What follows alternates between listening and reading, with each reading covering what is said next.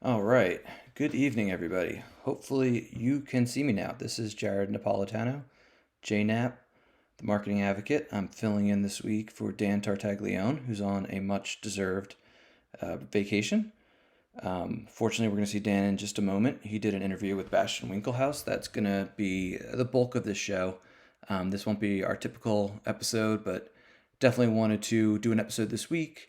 Share the interview with Bastian coming off his victory from Sunday of the 2021 retro event, Premier Death Star 2 format, and also talk about what's going on in the Star Wars CCG world. A lot going on right now. Some things wrapping up, some things getting started, and some pretty neat things on the horizon that we want to talk about.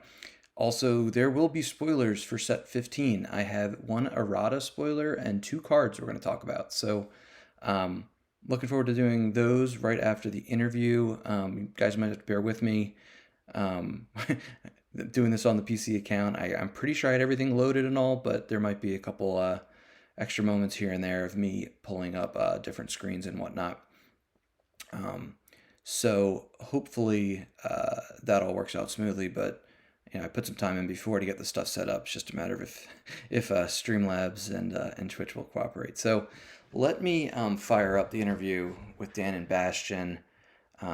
Hopefully this works. Let's say, yeah, so right off the bat it's not. So just give me one moment. We'll do...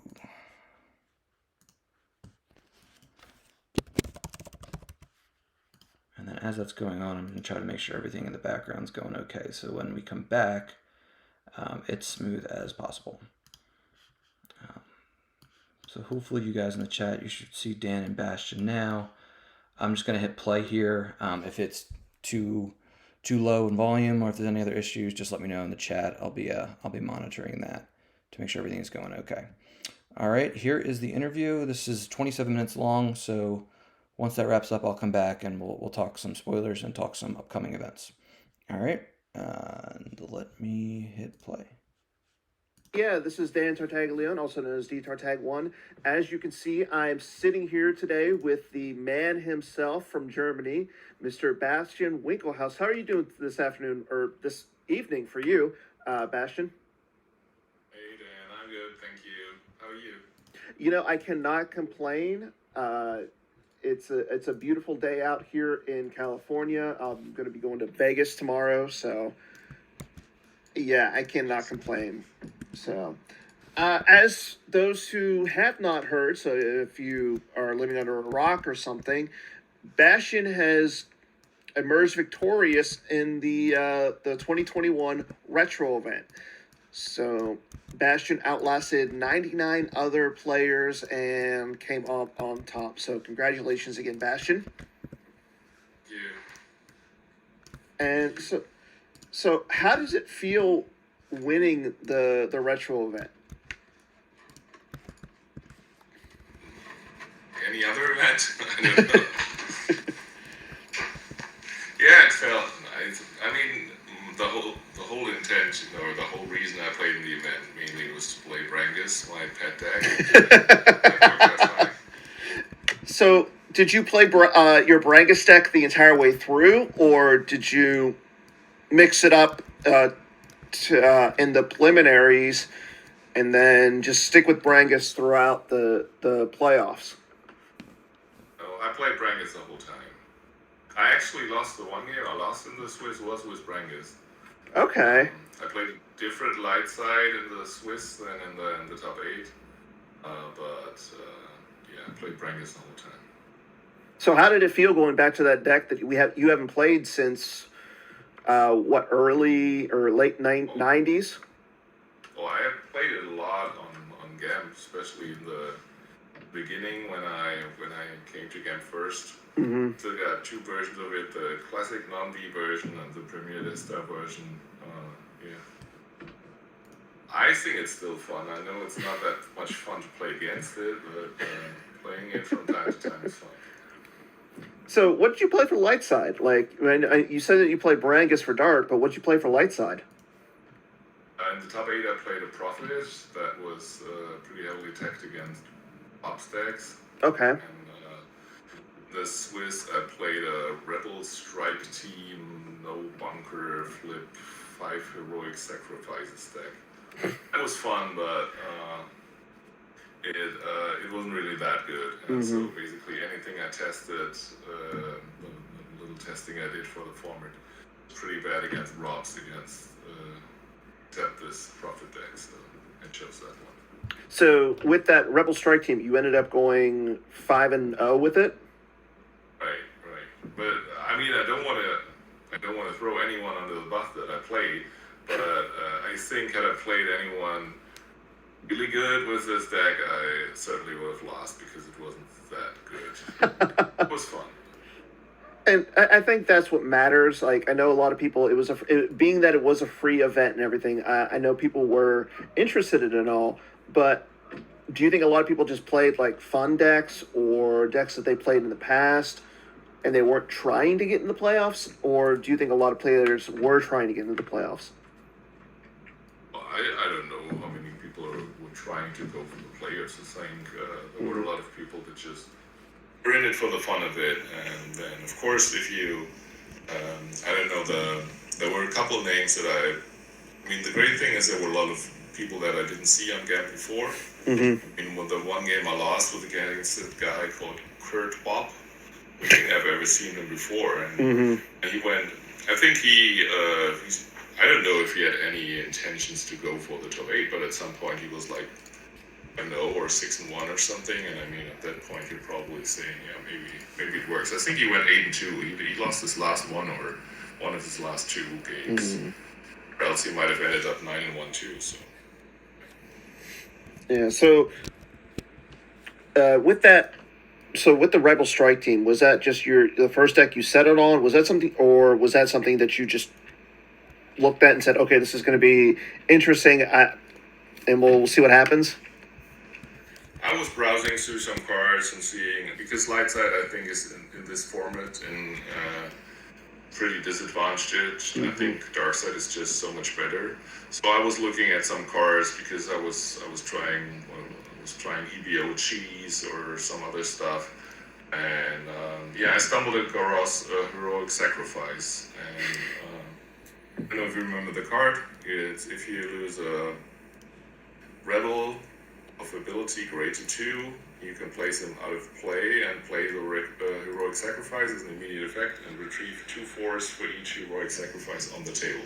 The opponent controls this location, the Heroic Sacrifice, or many of them, because they're not unique in any way. It goes to last pile. So I think I had 5 in the deck, and I never retrieved like 10 was one, but I think 6 was one of them.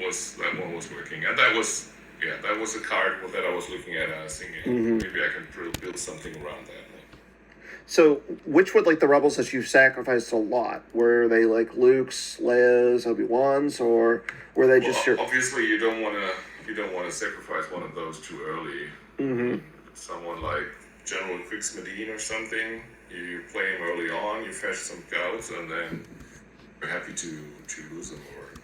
Or non-virtual Admiral Akbar. The non-virtual one is not that good. It's not like he's having a battle destiny like the virtual one. So play him, you search for one of the other fish people, and then you can lose him to retrieve some force. Yeah. Okay. So was this a deck that you played in the past? Or was this just something... No?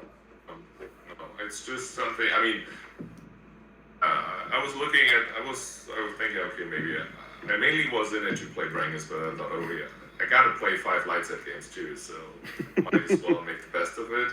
So I was looking at some stuff, and I found this card and said, okay, let's tinker around with that one, and I played a few games, tinkered some more, and I said, all right, let's dive in and play this one.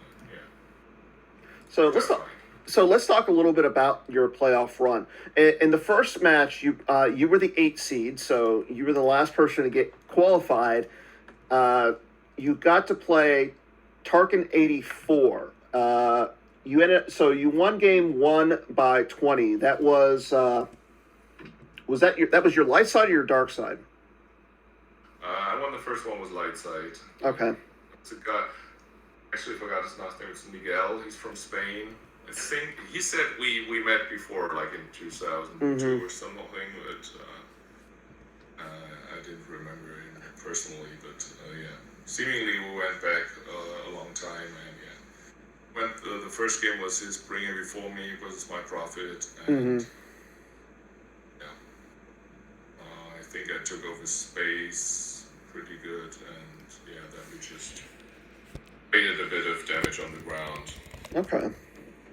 Yeah, and then he conceded game two. So, and then in the semifinals, you played against Justin Desai.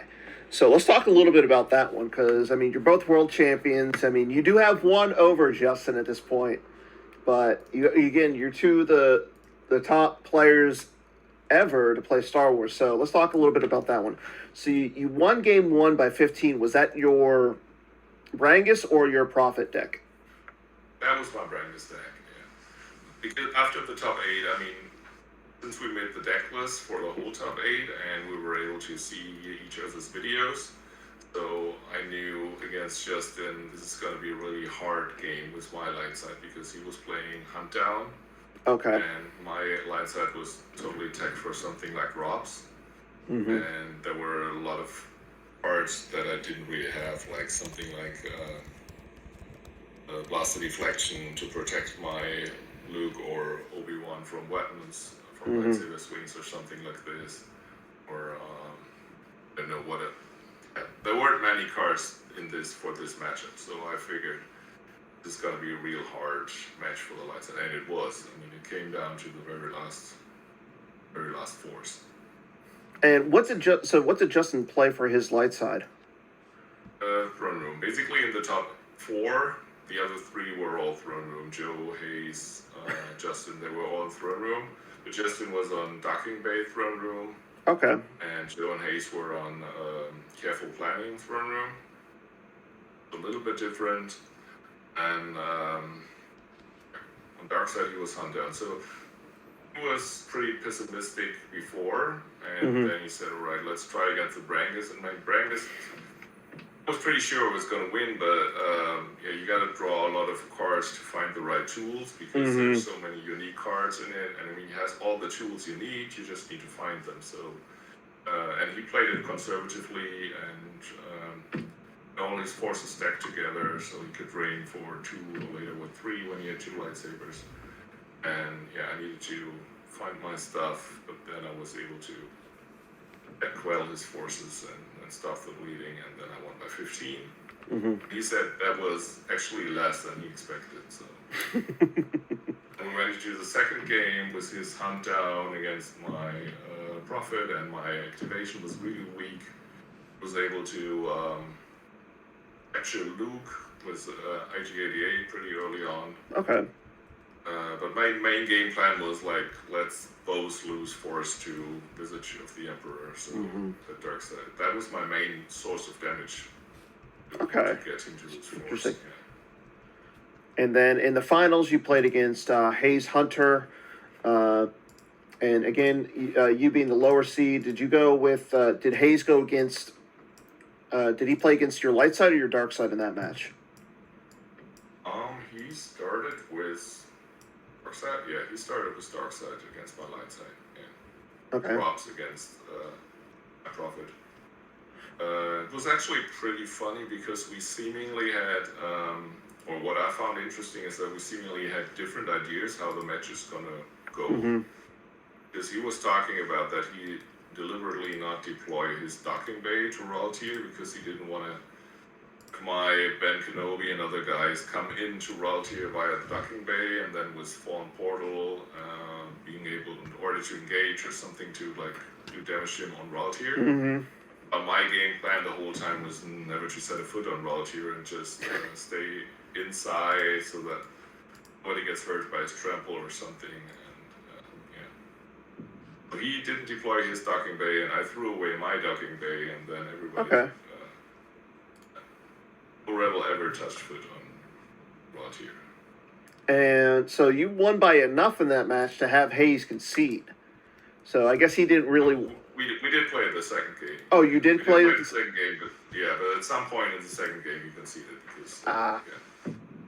Again, I unfortunately wasn't awake at that time because you guys played at 8 a.m. on a Sunday, and me being out in California, I want to sleep in a little bit, so I kind of missed that one. But so it was his It throne was room. 10 a.m. for Hayes and 11 a.m. for Chris, who did Mm-hmm. the commentary, so Yeah. that worked out fine for them. So let's talk a little bit about that game. So you played your Brangus versus his throne room. What happened that got him down to the point where he conceded to you?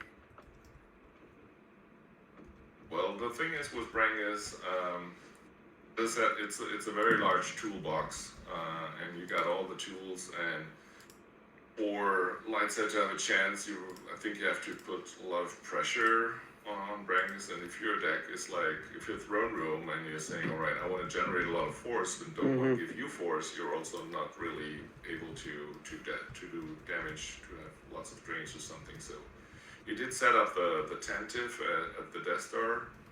They only got in one drain, and then I could find my Come Here, Big Coward, and then he never was able to get to 2 battlegrounds plus the Death Star. So he was afraid of overload, so he didn't deploy a lightsaber or Luke or something. So he was draining for 1 the whole time. Yeah. That gave me all the time in the world, and then we played a couple turns of setup, and I built up a large hand. I had Janus Guriatis, so I could sculpt my hand, and he was sure that he wasn't really gonna get anything with the Lost Grimtage, so he played a used one, and I grabbed that one, and then I could draw again to 20 cards without any regrets, and then it was a matter of time to find my tools and do my stuff. Okay. So, again, congratulations on winning the event, at last seeing 98 other players. It was a fun event. I played in it. Didn't make the top 8, obviously. But, yeah, it was definitely a fun event to play in. It was something different. And I hope, for one, that we can see a little bit more of these retro events. Now, do you want to see, like, the premiere of Death Star 2 every year, or do you want to see, like, something mixed up? I don't have many preference. I mean, I also got a Brangus deck in classic non-B, as I said, so we can do that one. Anything without shields, anything that will allow me to play Brangus is fine in my book. Yeah, because once Reflections 3 came out, Brangus was no longer a card. Is that correct? There's a shield that stops the main mechanism, a useless gesture, or no, I think so, yeah. He can go along his business or something. I think that's the name of the shield, where you can, where Lightside can take the docking base out of the dark side's last pile, so it stops the whole Brangus recursion stuff. So, I mean, at the time when you were restricted to 10 shields and you weren't knowing that I will come to the tournament, then maybe people were not going to play that shield, but nowadays where you have access to all the shields, everybody would have it, and so yeah, the main part of Brangus would not work. So what once Reflections 3 came out, what did you do to counteract that shield? Did you just go with a different deck?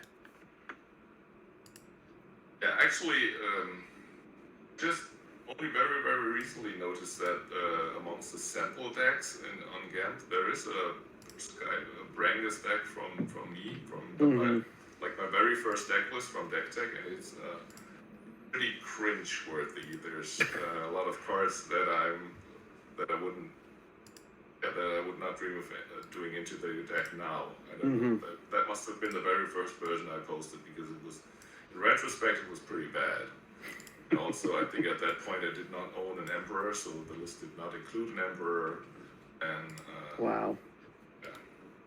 So basically, the deck list that I'm playing now, after finding Gamp so many years after the fact, is much better than what I played back in the days. But yeah, I had to move on. Like, as I said, you can't play Brangus with against the shield. It loses a lot of its force. So from what I'm hearing is, if you want to play in the Death Star 2 event, don't play the deck that's loaded on Gemp. Play the deck you just played in this event. Right. So a little tidbit Yeah, from about the that sample deck. so let's switch If gears. you're playing my light side deck from the event, don't forget to switch out Rendezvous Point for Versa, because my deck had Rendezvous Point and launching the assault, which is lost if Rendezvous Point is on table, which is not a really good idea. I don't know what I was thinking there. You know, nobody can remember a lot of the stuff. Like nobody can remember every card in the game. It's something you normally decide during the deck building, and you don't really think about it during the game. But I think in the finals, I actually played launching assault and was immediately lost because Rendezvous Point was in there. Oof. Yeah. Good. Well, So let's switch gears out of the retro event and go into the OCS. Now you're already qualified and into the playoffs again this year. So, are you going to continue to play in the OCS for each month, or are you just going to take the next couple of months off and try and relax a little bit from Star Wars? no, I'm still playing. I mean, and I'm still one of the few people that have the unbroken record. Like, every OCS game I could. Okay. I think it's Jared, Napolitano, Prisco Golan, and like 3 or 4 others. I think we're like 6 or 7 people or something who played every single game.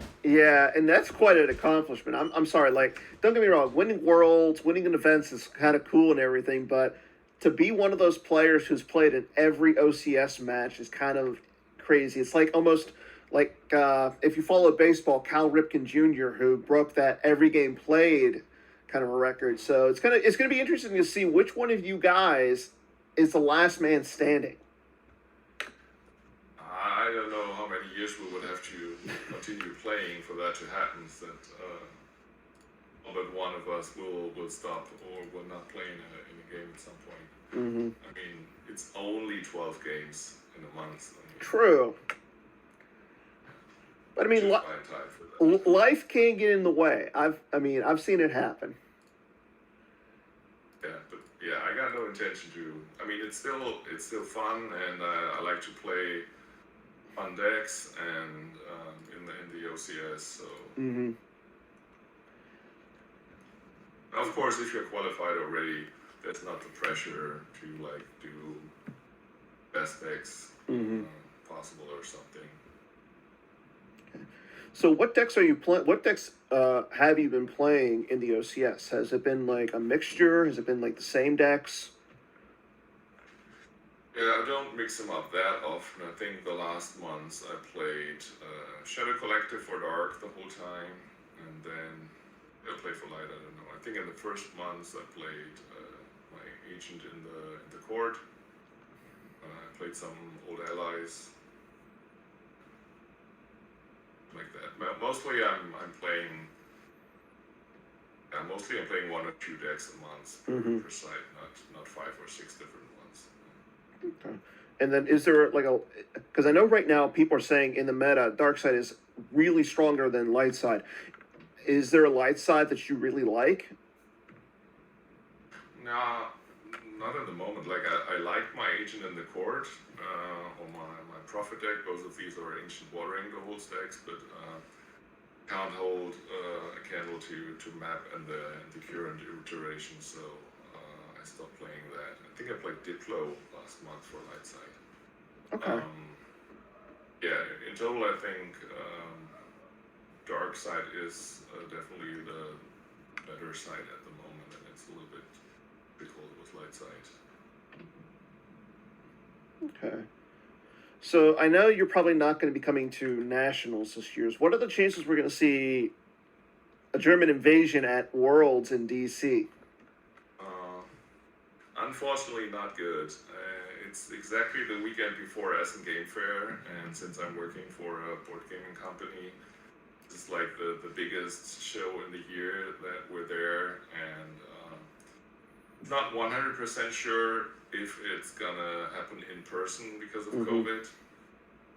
But if it is, then it's absolutely gonna be impossible for me to come to Worlds because I gotta start working on Monday and setting up our booth and stuff like that. And yeah, if it's gonna be digital only like last year, then it's not that important for me to be there. So we're gonna see, but things are on the up here. I mean, we're a little bit slower than the US with vaccinations, but we'll see. I can see it happen. Maybe not. Yeah, but I'll have to wait. But at the moment, I would have to say I can't come. Okay, that's fair. So you work for a board game company. That's kind of interesting. What kind of board games do you do you make games? Do you sell them? Like, what do you do for that? Our company is called Feuerland Games. We're the inventors of Terra Mystica, Gaia Project. These are Feast for Odin. They're our most well-known game. Heavy strategy board games. And then we're also the German English partner for Stonemaier Games. Okay. We have games like Thighs or Wingspan. We have the German partner for Gloomhaven. I don't know if you've heard about that one. The very big box of Yeah. the number one game on Board Game Geek. Yeah, it's something.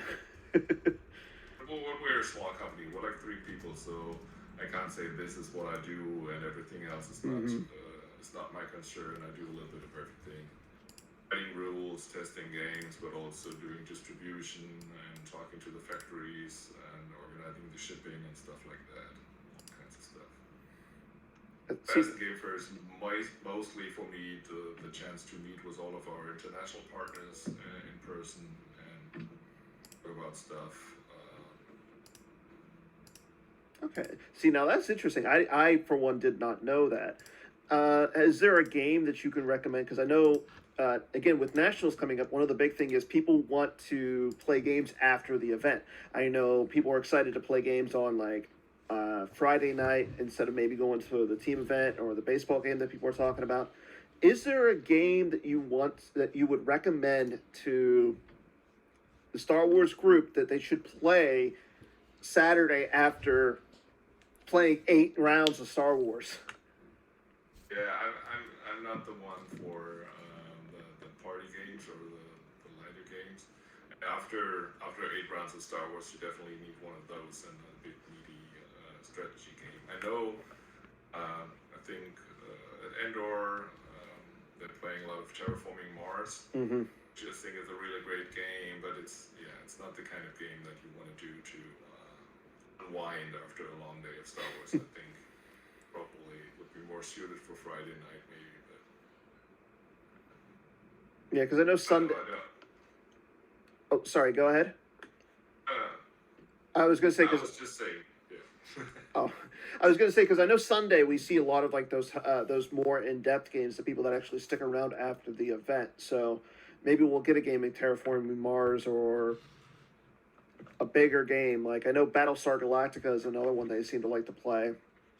Absolute classic, yes. Okay, so I do got a question from Kendall Hallman to ask you. He wants to know what is the biggest tournament that you've won that you don't remember the deck that you played.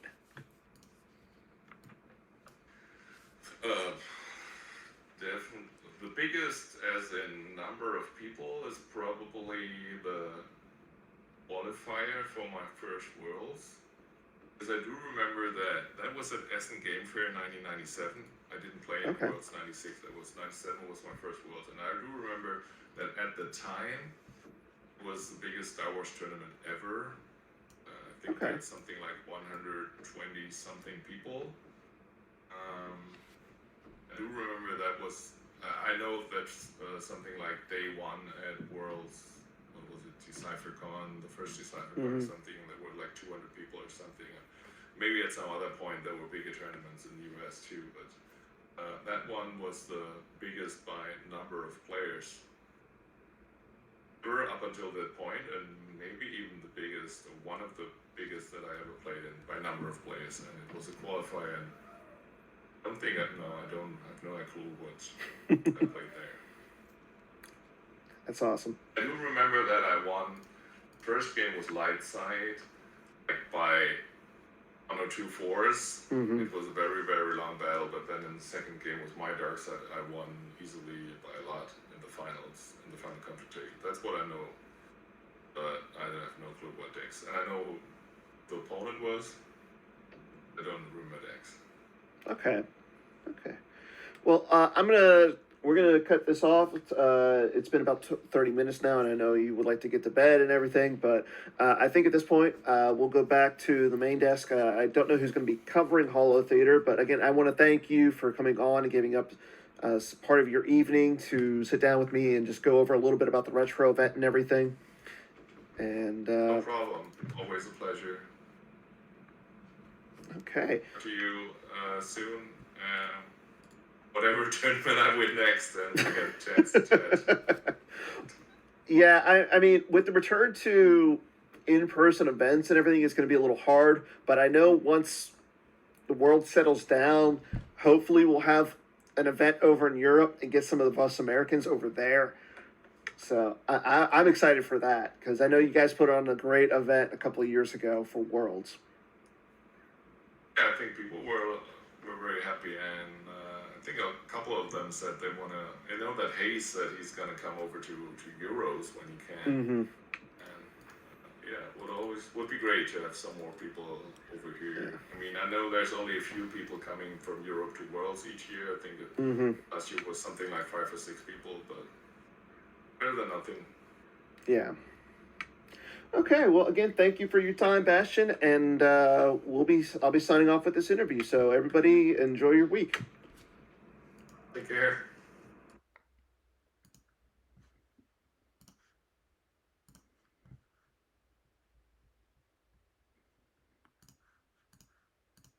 All right, JNap back here. So that interview wrapped up. Pretty good stuff from Dan and Bastian. So Jared here just filling in for Dan for the week. We talked, or obviously we had the interview now wrapping up the retro event. Let me pull up something real quick and we'll go through. But I think let me just put a bow on the retro event. The deck list for that were submitted for the top 8. We did not have one person submit, but we do have the other 7. They're in GEMP importable format, so people can just download them, and hopefully everyone sees this. So I got a bunch of windows queued up. Just want to talk through some things with the news. So this is in the forum for the retro events and upcoming events. 2021 retro event. There's a separate post for deck list. I think this is stickied.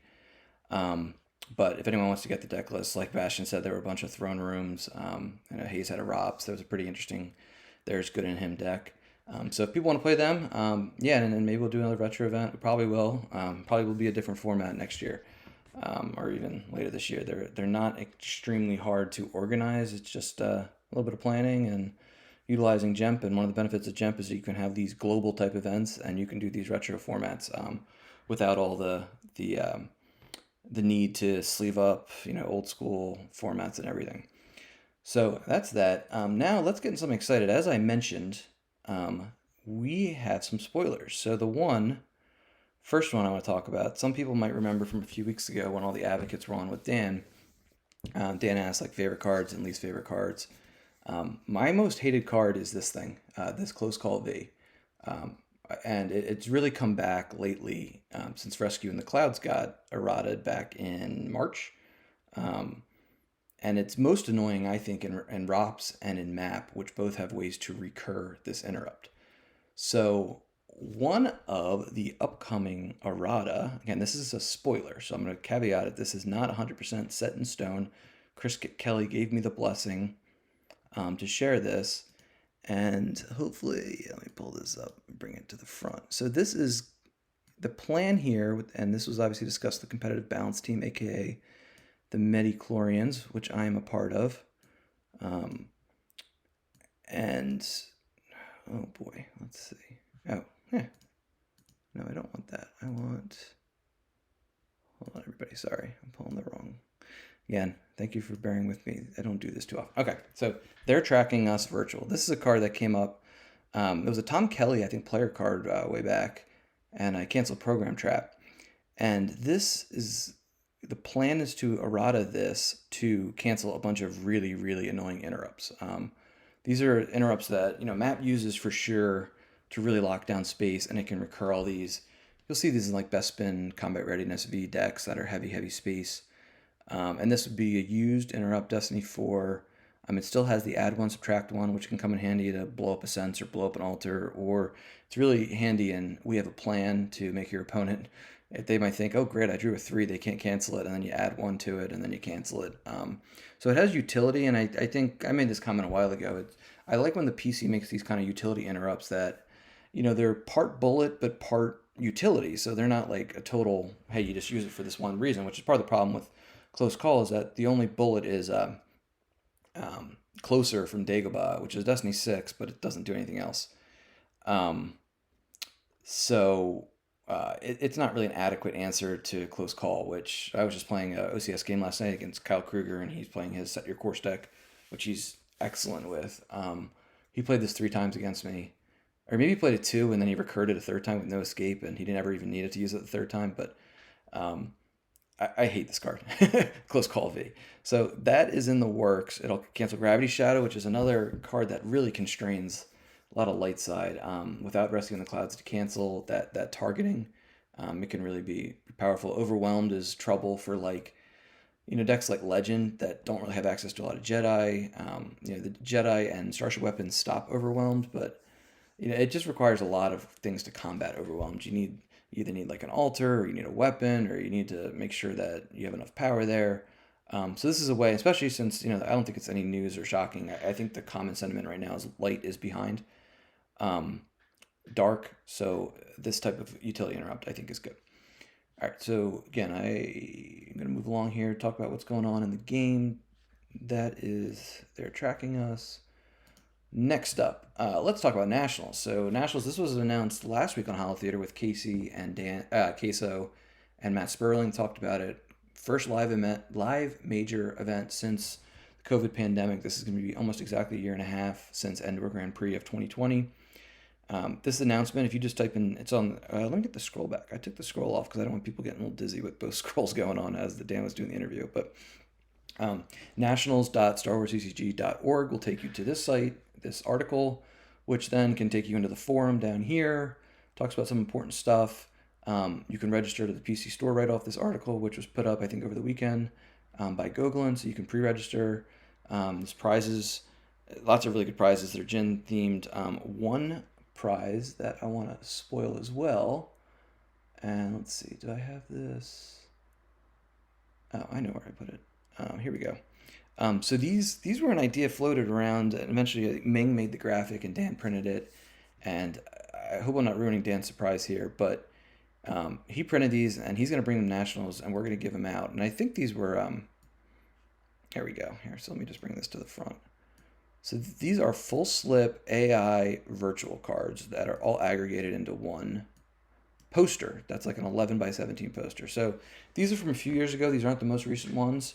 I think going forward, maybe we do these every year or so and roll up some of the most active AIs. And a lot of these are available in GEMP in the AI booster packs, which Echo Base Trooper and Chris Menzel worked hard to do. So something to look out for. There's another item of prize support. There's going to be Jin Urso playmats, and then obviously a lot of the other items as well. So I think I have that up here as in the Nationals thread. Yeah, prize support. So this is subject to some more changes or additions. Let me get rid of the AI sheet. And I should probably zoom in on this, but we got some AIs for Jin foil. We got another exclusive card, which maybe we'll reveal coming up to it, or maybe we'll keep it a secret, but kind of in the whole, hey, the game awakens theme. We're all going back to live events now. We are going to have a pretty exclusive AI that's going to be in the whole vein of Nationals and also local gaming events. Your local stores, we can start doing locals event. Look for an announcement coming up from the tournament committee regarding leagues, because leagues, start off the year, that was all announced back in February. A lot has changed since February in terms of live events, so we will have some commentary on that, especially in light of potentially regionals coming up at the end of the year. But yeah, so that's gonna be a pretty cool AI that I know Chris Kelly's really excited about. A lot of the usual stuff, glass, trophy glass, mugs for team tournament winners, and some T-shirts and some other neat things. We want to make some pretty unique and definitely putting some extra boost into prize support for Nationals. So that's Nationals.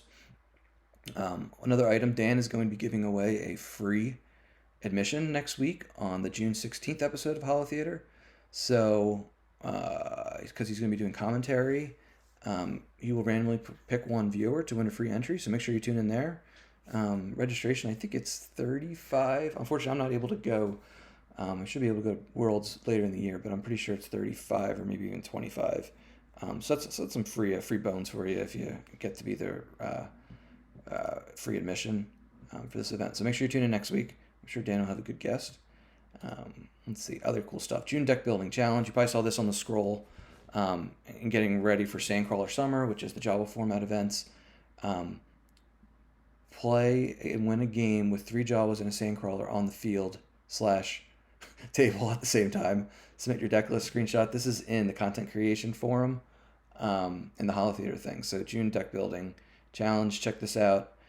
Submit it as we're all getting excited for the Jawa Brawl, which kicks off June 15th. I think I have that in here as another item. Yeah.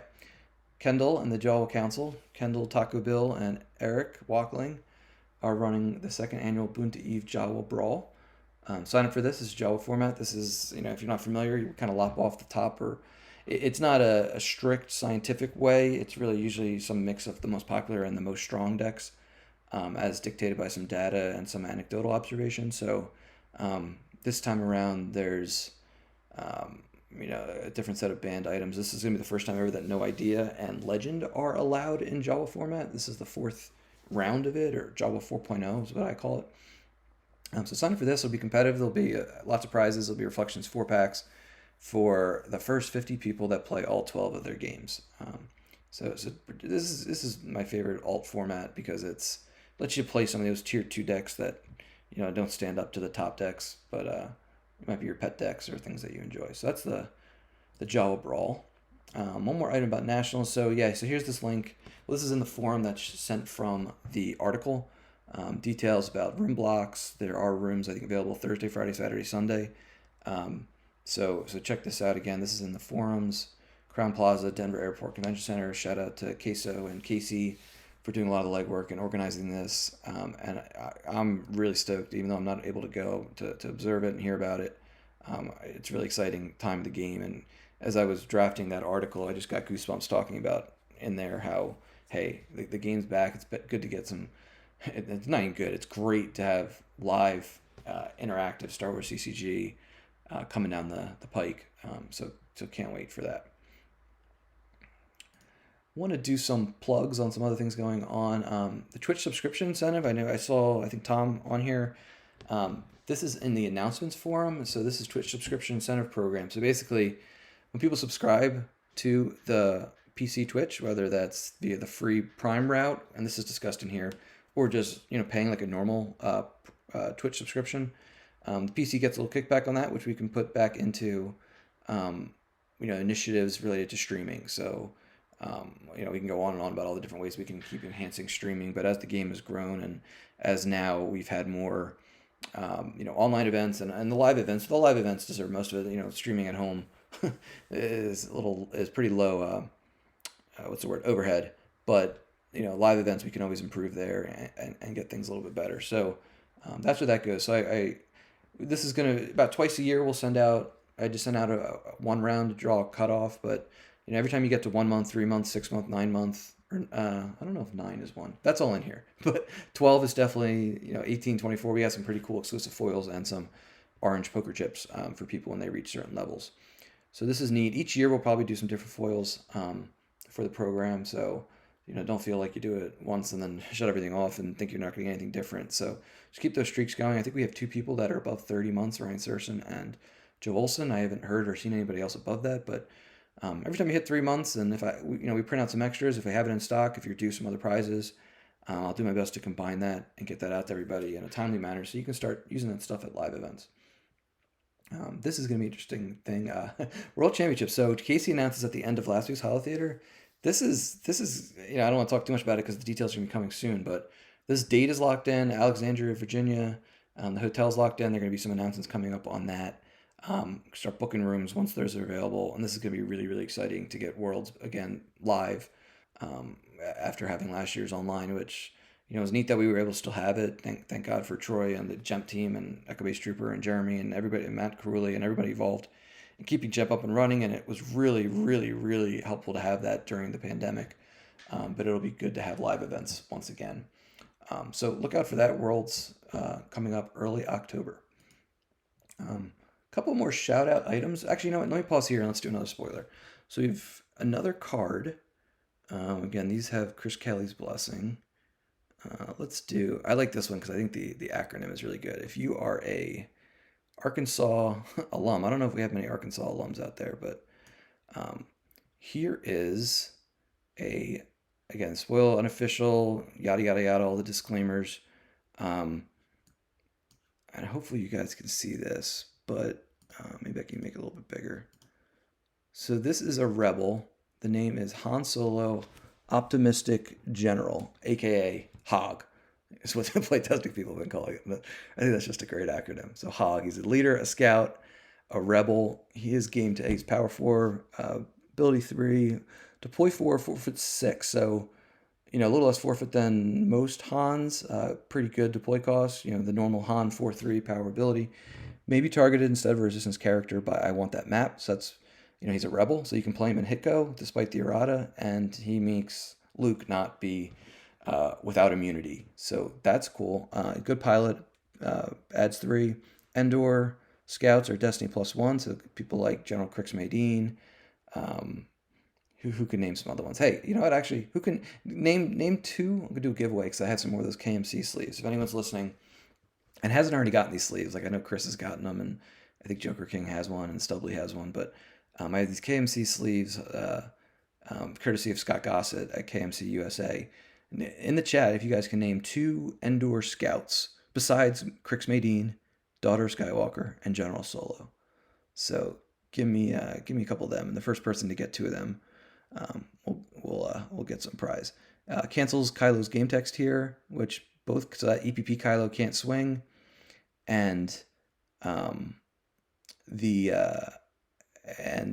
with the lose 2 game text, so that'll get canceled as well. His immunity's canceled, and he adds a Destiny to total power with any Chewie or Endor Leia. And Endor Leia, you might say, she's not played too often. Daughter Skywalker, well, stay tuned. We have one more spoiler. So that's Han, Optimistic General, Leader, Scout. So he's a general by title, so you can use Rebel leadership with him. He goes well with Guts, especially because Guts suspends Scum. He gets the ability 3 boost, so he's power +1, forfeit +1 everywhere, +2 at Cloud City or Jabba's Palace locations. So he's pretty neat against Court and CCT. He's still susceptible to None Shall Pass, but the image we'll keep that. All right, we got Wayne. All right, well, Chris got it first, and he says give it to Tom Kelly with yeah, I'm gonna go spelling error. I feel like I'm on Jeopardy. Judges, Kresnik, isn't it Kenseric? Agree. Oh, you said Page though. All right, so Chris gets it to Tom, but let me write down that Dorsch and Wayne also chimed in. I'll get you guys something. We have plenty of stuff, and we have lots of these slips. And my mantra is let's get these out to people, let them use them before they get errata, possibly, or before they're no longer practical to use. They're not doing any good just sitting around. So I'll get them out. Thanks for participating in that. All right, so I don't know. We're coming up on 52 minutes. We got a couple more announcements, and then we'll do one more spoiler at the end. So let's take off Hog, and let's go back to some announcements. So I want to give a shout out to Joker King, Chris Hull. I asked him to do this a while ago, look for a volunteer, and he was really good at adapting the original GEMP operational guide for the new UI. Now, some of you guys might be a little hesitant to use the new UI. I think it's awesome. I like playing with it. The only thing is it's not ready for tablets yet. So if you play on tablets or your phone a lot, it's not quite there yet. But if you're on a laptop or a desktop, hypothetically, if people were to play, while during working hours or something like that, just totally hypothetically, maybe you're at a desktop, a laptop. It's really neat. I know it does use up a lot of memory, so not everyone's computer can handle it quite yet, but it's really neat. I think it's so this guide I think is really helpful. I tried to do some highlighting in green text of the things that are different or new. Definitely some enhancements versus the current UI. Obviously, visually, that's like the best thing about it, but also there's some pretty cool functional differences. So he adapted this just kind of translate the language because even though a lot of the concepts and functions are the same, kind of how you navigate and what things are called sometimes are a little different. So, this is a lot of text. I purposely didn't use any spoilers so people can navigate it as like they have a question pop up. You have this bookmarked. Control F, find what you're looking for, how to do it, and hopefully we can link this at some point in the new UI. So it's handy the way the current one is. Yeah, there's some still bugs to work out. Sometimes you got to refresh or log out, log back in. That's where at first I was a little hesitant to use it on like high profile games when the timer is very sensitive. But there's a lot in here. It takes a little getting used to, but I really like it, especially for streaming. I really encourage anyone who's on the streaming team to get just. It's not hard to get used to for streaming if you're not clicking on everything. If you're basically just kind of showing the picture, changing the background, and seeing the animation, I think that's pretty neat, especially if your computer allows for it. But definitely want to give a shout out to Chris Hull and then Lyndon Pater, who's a UK player. He did a really good, solid proofreading and edits and enhancements in some areas. Since I know he's had a lot of good feedback in the thread that Eric Lands, who is the main creator of Epic Duel, I know he's get some help from Christian Knudsen, who's doing great work as well with the graphics team. And obviously, of course, we can never thank Troy enough for just coming up with the original concept. But there's still some bugs to work out. I think Eric's. We see Randall Cowles back on the block, doing. He's got a little more bite to him, which is pretty neat. But that's something I just wanted to shout out about was the Epic Duel. Thank you, Chris. The Ultimate Image Bracket, real quick. This went through the Facebook group. This wrapped up. I'll give a little shout out to Chris Kelly in a minute here, but.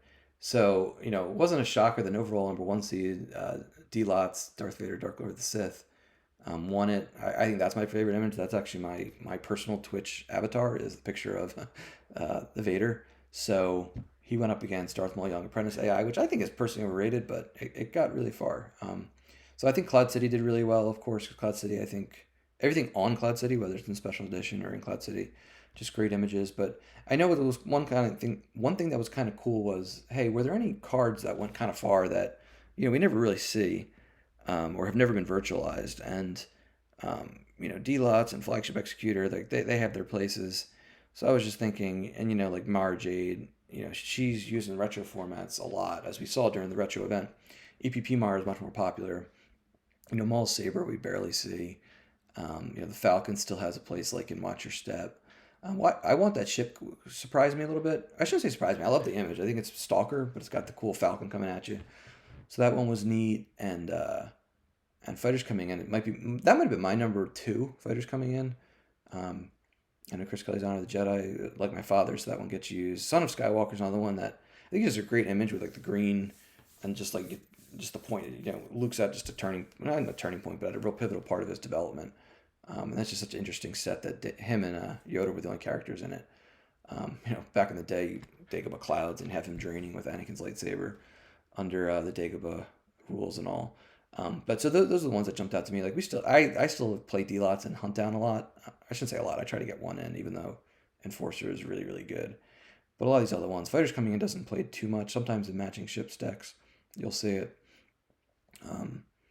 And yeah, so that was this. Thanks to everyone who participated in the Facebook group. I think it was right. Quick shout out here, just donation program. I'm sending these out with people who've done it.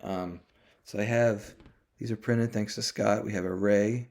So these are for some of the tiers that are not like super pricey tiers. So if you're looking to give back, happy with things that the PC's been doing and want to see them do different things or more things, I'm always going to plug donations here and there as a charitable organization. We got Jin White Border. These were selected by votes from the marketing team. We got a White Border Darth Tyrannus, which is pretty cool. These aren't really great to see, and then we got a foil Emperor Returned, in final order. So if you are, I'm trying to package these up. I don't want to overpromise anything, but I do think a lot of like the OCS foils, they're gonna be coming sooner. I made a big announcement about price support update to the community as marketing advocate. I think I was saying maybe 2 to 3 months. I think we're going to be in line with that. That announcement was the beginning of May. And I did some batches and I tried to bet. People had a lot of items. I tried to get them out the door or if they had like 3 items and like no OCS stuff, I also tried to get them out the door because then, okay, you're 100% square. It's kind of like an interesting situation where some of the folks in the middle who might have had like 4 items and some of them were OCS items that I'm waiting on, I held off on them so I can batch them all together in the next month or so rather than sending something now and then sending something again in a month or two. Just trying to trying to be as efficient with this process as possible. But I know a lot of people have been getting them and showing them off. And thank you to everyone who has been doing that. I think the prize support that we have is really neat, and I know I personally like getting these things into decks and using them. But some of the other stuff that's nifty, like the poker chips, which I think more people like than I realize. So we're gonna try to keep giving those out. But we also have these sleeves, which are approved PC official. Where am I showing this? These are Anger, Fear, Aggression, and Knowledge and Defense. That's Vader without it, Vader with it. Those are starting effects, and some people have seen these too. But and then these are light side shield sleeves and dark side shield sleeves, and these are part of the donations package as well. So just a quick shout out to that. We've done an awesome job this year. People have really been giving back, and hopefully, if people have been pretty energized. Let me put it this way: the community really got through the pandemic, I think, well, in terms of playing Star Wars CCG, and hopefully there was obviously much more important things in real life, and hopefully that everyone's families and friends got through as best as possible. But it was just an awkward thing with the game because people were just locked up in it, or locked down, and just playing a ton of Star Wars CCG. Which that reminds me, I'll probably update that thread pretty soon about just the incredible amount of games that people have been playing, and I think it created a lot of nostalgia, and I think a lot of folks watching are familiar with kind of how the collectibles market has really had a crazy explosion recently, which is really neat. That it's interesting just that people seem to have extra money nowadays to throw at collectibles, which is good and bad. It's kind of a little bit of speculation going on, but yeah. So that is basically all I have. No, it's not. I have one more spoiler, as I said. So let me close this. We talked about Hog. We talked about their tracking SV. With these spoilers, I'm going to start a thread. I think it's usually done kind of unofficially by someone. I think Casey did it last time around. I'll probably do it, get the text in here, in a day or two. Just try to get some people to watch the show as some little added incentive to reward people. But those will get in print and a little more accessible soon. I think that's all I have. All right, so the last spoiler. And this is just I only have a half slip here. Let me move this up so it's in front of the logo. So this is Daughter of Skywalker V. And actually that reminds me. Hold on. Because I think we kind of have to look at her in light of another card. All right, so Daughter of Skywalker V. Endor, Scout, Rebel, as we know. Deploy 5, forfeit 8. While at Endor site, adds 1 icon here. I'm pretty sure that she does, the non-V does that on Dagobah or Endor. During battle, may target one opponent's character present, draw Destiny. If Destiny greater than ability, target's power -2, and its game text is canceled. So that's pretty cool that you can cancel game text if you have really high Destiny in your deck, which she's going to be a natural fit, and he is the chosen one, which usually loves to pack lots of 5s and 6s. Game text is canceled. Scouts here are immune to sniper. You are beaten in attrition less than 4. So she's a sniper, so she helps with, as we just saw, Hog, who's a scout. Sabine Wren will pick that up. Luke will keep his higher. Luke Skywalker Jedi Knight will keep it. Warrior, no pilot. You could do stuff like Leia of Alderaan on her. You could pull that with Walkling. Protect from ISB. So she's nifty. And then let me pull back up Scomplink here. And we have Anakin Skywalker V, and this is, I know, Chris Kelly, one of his favorite designs. Whoops, one too far. So this came out in it came out in 13, and then it was errated, I think, along with 14. So you can upload Leia with this, Daughter Skywalker V, or Son of Skywalker Luke, which that we don't know yet. Maybe sometime in the future, we'll get because the current Dagobah Luke even though his image is pretty cool, as we talked about, not the most. There's just so many other good Lukes. The replacement value is so high. But I know the lost portion of this text is a little of both. It's either the Padme text or the Vader Enforcer text, where you can cancel game text character ability less than 4, or you can add Destiny to attrition, because they are the son and daughter of Anakin, and Padme, so they pick up those abilities, which is really, really, really neat. So we'll he's the chosen one. We'll probably run 2 or 3, maybe even 4 of this, I like the Cloud City Leia Virtual is a pretty good card too, and she's really good on Hanshi and the Falcon. And against certain decks, and as the meta comes and goes, a shout out to, I think it was Sater James. He wrote a Leia primer during May the 4th on all the different Leia personas because there's so many that are pretty good. I think that she's the one mains persona where you have a lot of options and flexibility, and it's not always set in stone just by the deck you play. Like Luke, I think is a little bit more like that. But lots of good Leia personas.